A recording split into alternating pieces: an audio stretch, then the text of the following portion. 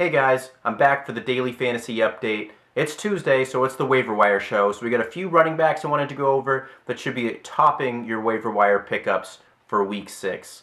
First up is the Denver running back situation. We know Monte Ball is going to be out with his groin injury for at least a few weeks, and obviously if you're the starting running back for the Denver Broncos, you're going to be fantasy relevant. So let's go over all three of them, because it sounds like all three could have a strong chance at being fantasy relevant over these next couple weeks. First up is Ronnie Hillman. He's obviously the best in pass protection and the best pass-catching running back that they have. So I think he gets the first shot at it. We saw it a little bit on Sunday. Obviously he got a lot of the workload after Monte Ball went down, so he looks to be the first guy in line. But Juwan Thompson looks to be a guy that they like as well and could be the guy that gets the goal line carries. So especially with your fab budget, Juwan Thompson could be the guy you want to get because he may be the best value out of all three running backs.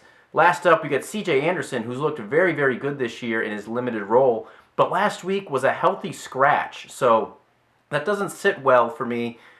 Something obviously going on there that they don't like out of C.J. Anderson that caused him to be a healthy inactive for this past Sunday. Next up, we got Andre Williams.